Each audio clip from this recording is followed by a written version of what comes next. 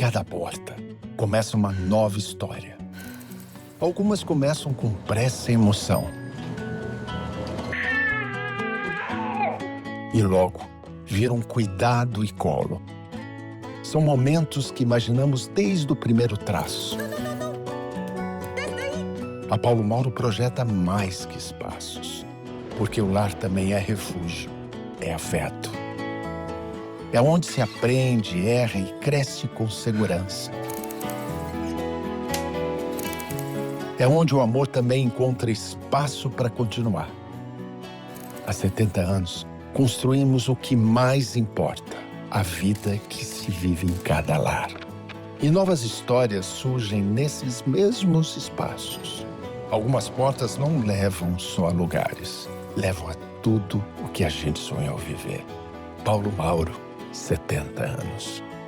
Olá, estamos começando mais um podcast Brasil que dá certo, podcast BQDC, claro, trazendo sempre lideranças multissetoriais do nosso Brasil, que é particularmente um privilégio, e a cada encontro é uma aula, um aprendizado, e principalmente para poder transportar, multiplicar para você que nos assiste, tantas pessoas que dão certo nesse país e que têm características até parecidas, que nós vamos inclusive abordar aqui no nosso encontro. Vamos falar de uma empresa, por exemplo, que tem aí um faturamento de 800 milhões de reais ao ano, mais de 1.200 colaboradores e 30 anos de existência na sua segunda geração com um craque.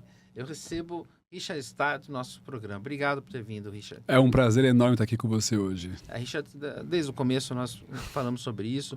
O que me admira realmente são empresas familiares que passam não só a dar certo, mas no seu caso especialmente, além de você já continuar construindo o que foi deixado como legado, você faz coisas disruptivas, você está o tempo todo reinventando.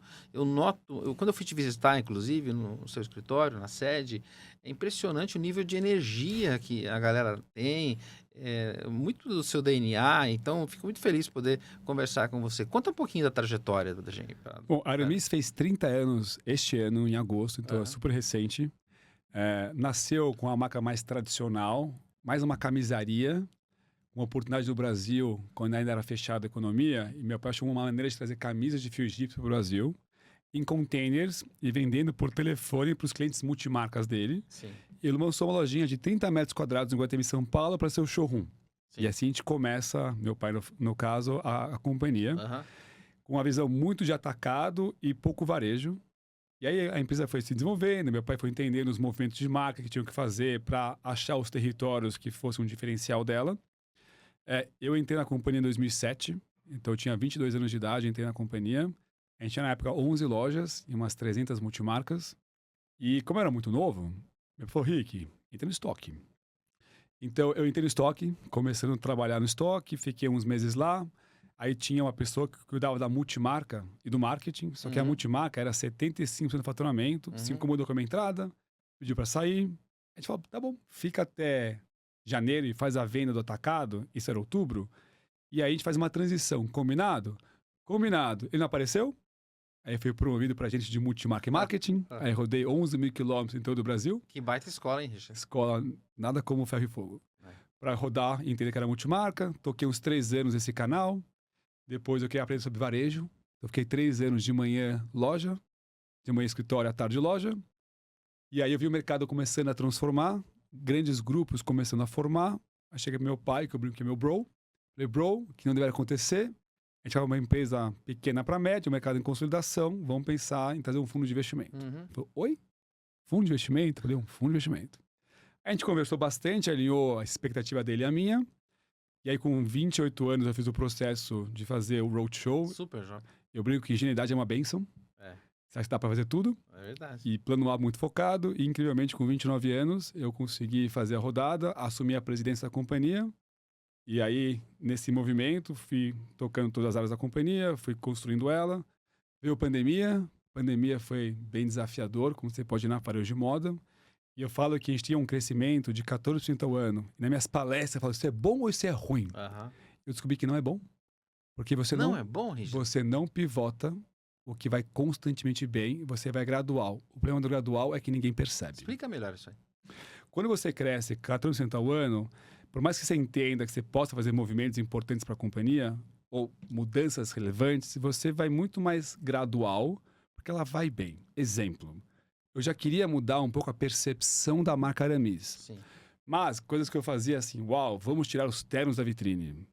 Ou vamos deixar os vendedores um pouco mais casuais. São coisas, discussões grandes nossas, mas a verdade é que quando o consumidor cria uma verdade absoluta sobre o seu negócio, tudo que é gradual não é percebido. Quando veio a pandemia, entendo. a percepção de Aramis é uma marca de alfaiataria, na época. E minha alfaiataria era só 15% da receita e camisaria mais tradicional era 35%. Então metade da minha venda, ninguém ia comprar.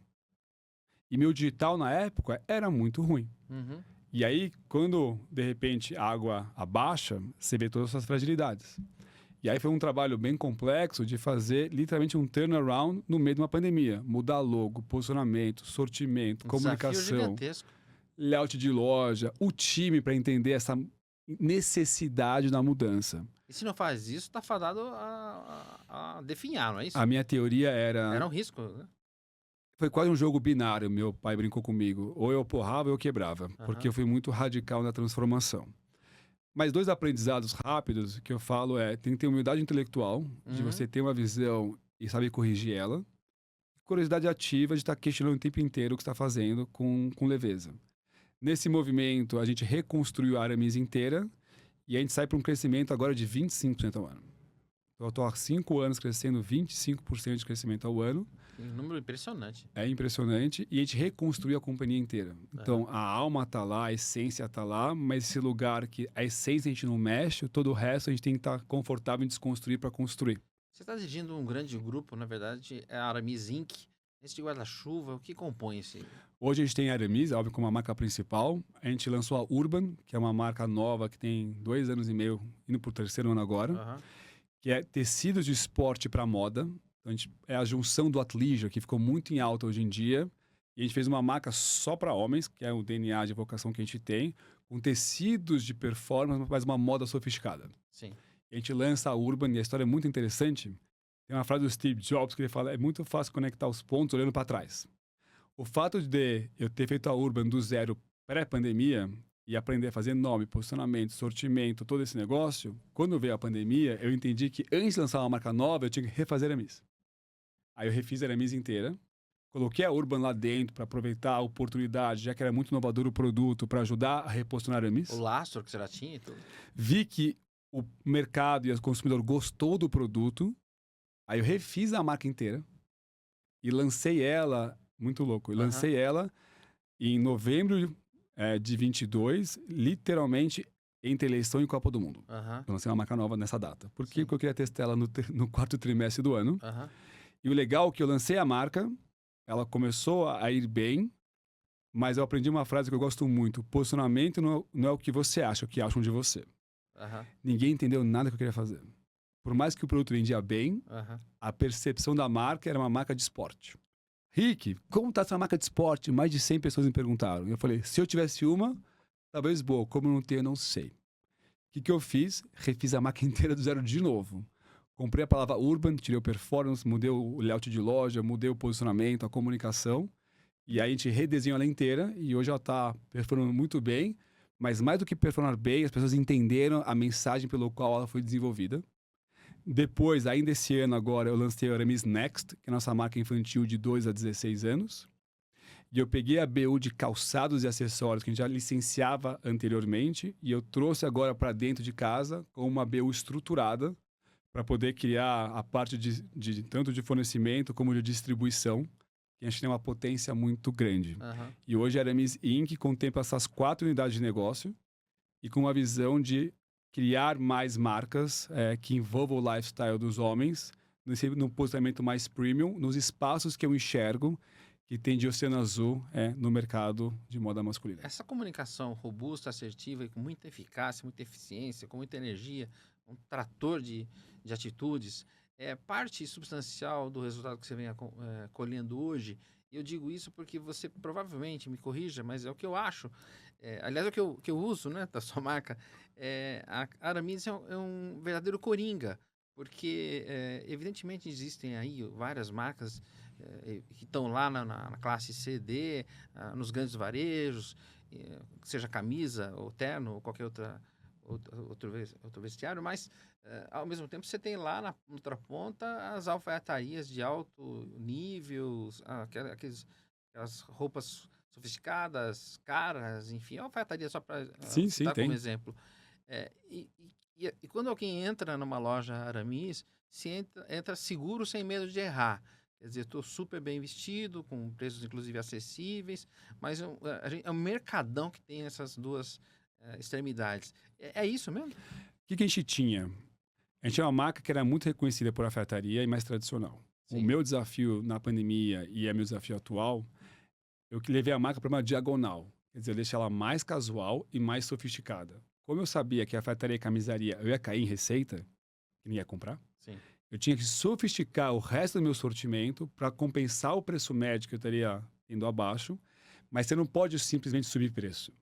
Tem que amarrar o preço, a comunicação, o produto, a experiência para passar uma imagem para o consumidor. Eu falo que se o produto, a comunicação e a experiência não estiver alinhada, fica esquizofrênico. Então, o nosso desafio foi reposicionar ela para um casual sofisticado. Entendi. E a Aramis hoje tem esse território que a gente entendeu que era um sonho azul do mercado. E se você pegar o movimento que a gente fez em 20, eu brinquei que eu fiz quando era menorzinho, a Hugo Boss fez em 21 e a Zeia fez em 22 o mesmo movimento. Pegou uma marca que era muito reconhecida por uma categoria, mas muito bem posicionada, e casualizou ela, o que fez com que a gente conseguisse atender o maior volume de consumidores e mais momentos da sua jornada. Porque no final, eu me visto no meu fim de semana, dia de semana, muito parecido hoje em dia, e muitas pessoas também. Sim. O que fez com que a gente aumentasse a base de consumidores e a gente conseguiu rejuvenescer a marca. Tanto é que hoje de 30 a 55 é o maior volume de compradores de Aramis e a base que mais cresce é 20 e 30. Entendi. Sua cabeça não para, fica sempre efervescente. Acompanhei recentemente, inclusive pela rede social, uma convenção maravilhosa. E de novo, né, notando essa energia como um todo. A gente está acabando o ano aí, 2 meses, e tem 2026 pela frente como um todo. Você não precisa repetir, mas você é um cara visionário. Como é que você imagina a Aramis Inc. para esse final de ano e para o ano que vem como um todo? Bom, primeiro, a gente está muito empolgado com esse ano, com o crescimento que a gente está entregando no ano. E a gente está muito em linha com o orçamento, que é os meus 20% ao ano, com consistência, que eu vim buscando entregar na companhia. Sim. Então, eu sinto que novembro e dezembro é um momento muito importante para o varejo nosso, né? Acho que todo mundo que é varejista, o último trimestre do ano, para o resultado operacional da companhia é gigantesco. Então, a gente desenhou muito uma estratégia. E eu falo que novembro e dezembro é a parte que mais deveria se divertir, que é colher os frutos da estratégia que a gente fez durante o ano. Entendo. Porque é épocas festivas. Então, eu falo que as datas comemorativas... as datas comemorativas têm 2 variáveis importantes. Primeiro é faturamento. Você pegar namorados pra gente, pais, Black Friday, Natal, são as datas comemorativas. Elas ajudam a bater a receita da companhia, naturalmente. E eu falo que esses momentos é hora de testar o quanto a marca se desenvolveu para ser presenteável. Então, um dado interessante. Tanto namorados quanto pais, a gente bateu o recorde do ano passado. E o Dia dos Pais, o sábado pré-Dia dos Pais, a gente bateu o 23 de dezembro do ano passado. Uau! E foi impressionante. E essas datas são especiais também porque é o momento de você aumentar a sua base de clientes, que depois o seu CRM trabalha o primeiro semestre inteiro do ano que vem, até chegar às próximas datas comemorativas. Então, a gente está muito empolgado com novembro e dezembro, com a estratégia que a gente desenhou, e também para perceber o quanto a gente conseguiu criar o desejo não só de uma marca para ser usada e comprada para a pessoa que está no dia a dia, mas como também como uma marca presenteável, que é um momento importante de ascensão da marca. Para 26, a gente também continua com a nossa projeção de manter o ritmo agora de 25% de crescimento, porque como o Next e calçados e a própria Urban tem muito espaço de crescimento por ser novos negócios, sim, a gente está projetando no que vem um faturamento de 1 bi. Então, essa é a nossa grande meta de 26, é chegar a 1 bilhão de faturamento da companhia. Aí eu não tenho dúvida que organicamente evidentemente você vai chegar. Para fechar o nosso bate-papo, a nossa conversa, eu quero te perguntar uma coisa. Eu noto isso, me fascina, como sempre, até pelo projeto, até pelo Brasil que dá certo, nosso DNA. Essa questão social para a gente, ela é fundamental. Sim. E um pouquinho de chão rodado, né, que a gente tem, eu noto que você o tempo todo, apesar da eficiência, a governança que se aplica, basta dizer os números, o que você acabou de contar para a gente, a questão humana, ela é latente em você. E eu sinto que você sente prazer, você se revigora com isso e transportando essa questão para todo o teu grupo, para todos os colaboradores. Encaixando a pergunta, o que é o Brasil que dá certo para você? E já nessa visão humanizada, porque eu sei que você tem. Eu acredito muito que todo sonho precisa de um time. E o que a gente tem que fazer é ter sonhos audaciosos. Eu já comecei a responder, um Brasil que dá certo são pessoas, na minha opinião, que têm sonhos audaciosos. E audacioso não tem que ser empresa de 1, 2, 3 mil. Sonhos audaciosos que façam o mercado, a gente se desenvolver. Que pode ser um pequeno negócio desenvolvendo a empresas muito grandes. Então, o Brasil que dá certo, na meu olhar, são as pessoas que estão acreditando que o Brasil é sim uma potência, com vários fatores externos que a gente não controla, mas com mar de oportunidade interna de fazer cada vez melhor. Uhum. Como eu enxergo isso? Eu enxergo sim para um olhar de eficiência, porque sempre tem a oportunidade de ser mais eficiente, mas eu enxergo muito com uma visão de construção de comunidade, que não é família, que não é time, é uma comunidade, onde todo mundo tem um papel, uma responsabilidade para essa comunidade poder se desenvolver. A gente tem hoje um NPS, que é a nota de Net Promoter Score, que é a nota de avaliação de promotores, dos colaboradores, está em 85%. Uau. A gente tem mais de 1.200 colaboradores. Eu acredito muito no poder de criar uma comunidade de pessoas engajadas que acreditam numa visão de sonho conjunta. Então, como a gente foi comemorar nossos 30 anos de companhia, eu fiz uma viagem de 3 dias num navio, literalmente um cruzeiro, levando 550... Ontem, voltei ontem de viagem. 550 colaboradores, onde eu tinha o meu time de escritório, eu tinha os gerentes e subgerentes do Brasil, os melhores vendedores, os meus franqueados, meus representantes de multimarca, todo mundo conectado numa experiência única, onde a gente tem que sempre valorizar o passado, que eu acho que é importante, a gente tem que celebrar o presente, mas a gente tem que trazer visão de futuro. Sim. E quando você consegue conectar e fazer com que esse grande sonho seja co-criado com os sonhos colaborativos das pessoas em volta e visualizando esse sonho, é a hora que você mexe, assim, você move a potência do negócio. E eu acredito muito nesse poder. Então, um Brasil que dá certo, acho que é o empreendedor com o olhar do intraempreendedorismo. Que eu acredito que as organizações que têm uma mentalidade escalável precisam de pessoas empreendedoras dentro da organização para impulsionar essa transformação. Entendo. E esse é o meu olhar e é como eu crio uma cultura preparada para poder ter esse espaço. Então, um exemplo, até pouco tempo atrás eu tinha um negócio de uma marca. Tocar um negócio de uma marca, para tocar um negócio de várias marcas, você tem que redesenhar muito a governança da companhia, porque ela tem que mudar a mentalidade dela. E a mentalidade, para mim, tem alguns pilares. Um pilar natural é a governança, que eu quero deixar claro que é para trazer eficiência, não burocracia. Porque governança pode trazer o olhar do burócrata. Exatamente. Acho que a burocracia, ela engessa a inovação. Agora, a inovação tem que ter os frames onde a pessoa pode operar para não perder o controle. Sim. Então, como você monta uma cultura que traga inovação, que busque eficiência, que entenda os códigos das mudanças, eu sinto que a gente tem um privilégio de estar vivendo a nossa revolução da nossa geração, que é a revolução do AI. É a revolução da nossa geração. Verdade. Então, como uma organização se prepara para o futuro? Porque o futuro está dado que ele vai acontecer. Aí você tem a opção em que momento dessa transformação, revolução, você quer se posicionar. A gente se colocou nesse lugar o tamanho que a gente tem hoje, é um tamanho, obviamente, já relevante, mas como ter uma empresa com um tamanho relevante, mas com uma mentalidade de agilidade, de transformação, de teste. Sim. E como isso transforma uma organização para um modelo mais escalável, mantendo a essência, mas se permitindo questionar constantemente todo o resto, mantendo essa mentalidade.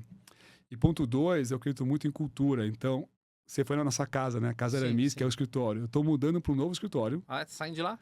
Com dor no coração, mas eu achei uma casa maior. Então vai ser legal. Que já é incrível a sua casa. Eu adoro ela. Mas eu tava com 2 na rua e eu queria integrar todo mundo num ambiente só.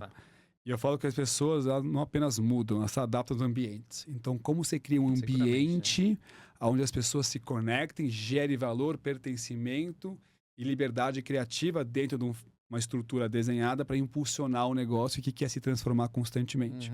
Essa é a minha mentalidade e é como eu enxergo um potencial de um Brasil que dá certo. Sim. O que é externo, a gente não controla.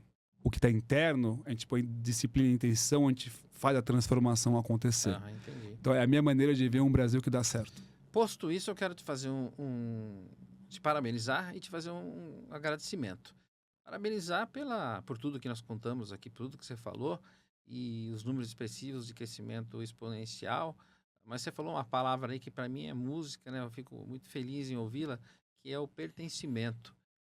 Você faz aí a responsabilidade social mesmo, as pessoas se sentem pertencentes e isso não é com uma única vertente ou comunicação, é um todo, complexo de ações que você, sem dúvida nenhuma, já mostrou pela competência, pelos números que você vem aplicando na sua companhia. Então, você vai chegar, evidentemente, sem nenhum exagero, aonde você quer e um céu aí como um oceano azul, como você fala.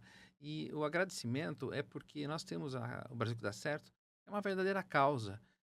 Nós estamos remando contra a maré, às vezes, a gente sente isso. Então, o agradecimento é poder mostrar para o grande público nomes que fazem a diferença nesse país continental e que está trabalhando num país em que é bom, em que dá resultado, um dos melhores para se viver do mundo, principalmente no mundo dos negócios, e que grande parte da nação brasileira não tem acesso ou não despertou para isso. Então, quando eu trago alguns nomes que são referências nos seus segmentos, o que a gente faz é o papel hercúleo de despertar toda essa galera, todas essas pessoas que podem, através desses cases, dessas referências, entender que podem efetivamente na sua vida, independentemente do tamanho, ser realmente um Brasil que dá certo e se engajar cada vez mais. Obrigado por ter vindo ao programa. É um grande prazer estar aqui com você hoje e espero que a turma toda se inspire. E eu sempre falo, não é sobre o tamanho de uma organização que importa, é como a gente pega os aprendizados que a gente traz e a gente busca adequar para a nossa realidade. E esse movimento de pegar as ideias e traduzir para o seu momento e saber que é um negócio que vai ganhando velocidade e tração no tempo, para mim foi o meu aprendizado de quando eu entrei na Aramis lá atrás, há 18 anos atrás, para o Aramis de hoje, para o Aramis Inc. do futuro. Sim. Como a gente pega esses códigos, todos esses conteúdos incríveis que vão aparecendo e a gente tropicaliza para a nossa realidade e com disciplina, foco e determinação a gente consegue sempre superar nossos desafios, nossas ambições. Obrigado por ser um amigo, participar do grupo. Você vai participar do livro O Brasil que dá certo. Mais uma vez, obrigado. Imagina. Valeu. E nós conversamos no programa de hoje com Richard Stad, que é CEO da Aramis Inc., numa conversa empreendedora, leve, suave, mas muito ilustrativa, muito didática para você que quer saber o que é empreendedorismo de verdade. A gente se encontra no próximo Brasil que dá certo.